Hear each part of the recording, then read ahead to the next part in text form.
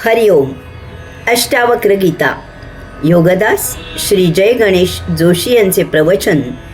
अध्याय 17, श्लोक क्रमांक 17.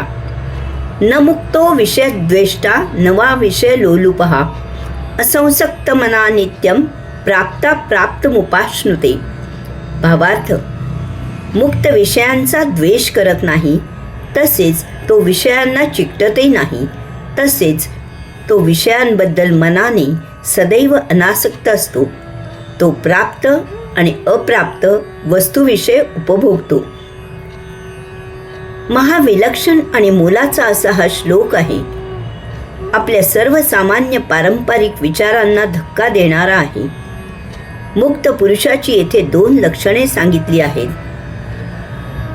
मुक्त विषयांचा द्वेष करत नाही, तसेच तो विषयांना चिकटते नाही, तसेच तो विषयांबद्दल मनाने सदैव अनासक्त असतो. मुक्त पुरुष साक्षात्कारी असतो. त्याला भौतिक विषयवस्तूत जराही स्वारस्य नसते. त्याचबरोबर त्याला याचीही जाण असते की विषयवस्तू सेवन केल्याशिवाय देह जीवित राहू शकत नाही, तसेच देह जीवित राहिल्याशिवाय साक्षात्कार साध्य होत नाही. यास्तव तो विषयवस्तूंचा द्वेष करत नाही. ढोंगी बाबा महाराज पैशांना विष समजतात आणि कोणी पैसे देऊ लागला तर त्या पैशांना हात लावत नाहीत. हे सारे दिखाऊ असते, कारण त्याच वेळी त्यांचे शिष्य ते पैसे स्वीकारतात. पैसे असल्याशिवाय मठ आश्रम चालविणे अशक्य असते. त्यामुळे उगीच ढोंग करू नये. जी वस्तुस्थिती असते तिचा स्वच्छ मनाने स्वीकार करावा. मुक्त विषयांचा द्वेष करत नाही आणि त्या विषयांच्या कच्छपीही लागत नाही. तो विषयवस्तू जगतात रममाण होत नाही. उगीच बेगडी सोंग आणून तो निरीच्छ असल्याचा आभास निर्माण करत नाही. त्यापेक्षा प्रभू जे देईल ते तो स्वीकारतो. अत्यावश्यक तेवढेच वापरतो आणि बाकी सत्कारणी लावतो. या योगे दानशूर अशा मुक्त पुरुषाला सढळ हाताने मदत करतात. मुक्त पुरुषाला विषयवस्तूंपासून पळून जायचे नसते आणि त्याचबरोबर त्याला विषयवस्तूंना चिकटायचेही नसते. तो विषयांबद्दल केवळ देह आणि इंद्रियांनीच नव्हे तर मनानेही सदैव अनासक्त असतो. तो प्राप्त आणि अप्राप्त वस्तूविषयी उपभोगतो.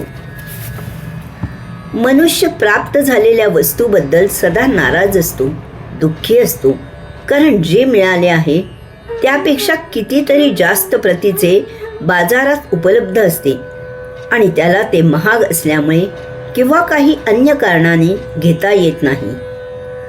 प्राप्त वस्तूचे आकर्षण काही दिवसातच नष्ट होते आणि इतर अनेक प्राप्त न झालेल्या वस्तूंचे आकर्षण सुरू होते.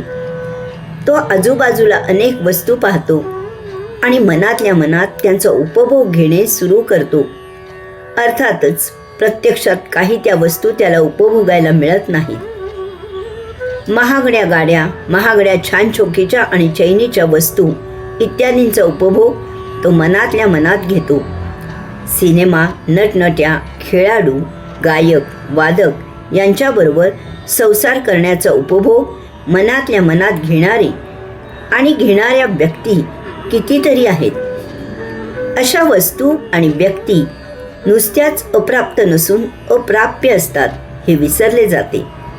तसेच माणूस ज्या वस्तू कायम करता सोडून देतो त्यांच्या आठवणीने तो बेजार होतो आणि त्यांचाही उपभोग मनातल्या मनात घेत राहतो.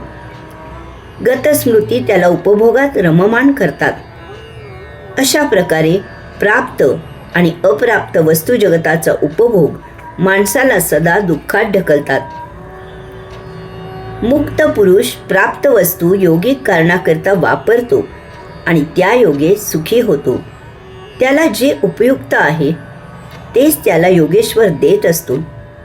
जे अप्राप्त आहे त्याबद्दल तो उपभोग घेतो, परंतु नकारात्मक घेतो. तो योगेश्वराचे आभार मानतो की त्याला निरुपयोगी असलेल्या वस्तू मिळाल्या नाहीत. नाही तर त्यांचे भोग मागे लागले असते. अशा प्रकारे प्राप्त किंवा अप्राप्त वस्तूंबद्दल मुक्त पुरुष सदा आनंदातच असतो. योगी म्हणतात की तेच महान भोगी आहेत, कारण ते अध्यात्म उपभोगतात आणि परमात्मा प्राप्त करतात, कैवल्यानंद मिळवतात. भौतिक भोगी महान त्यागी आहेत, कारण त्यांनी विराटाचा त्याग केला आहे, परंतु ते सदा दुःखी असतात. हरिओम.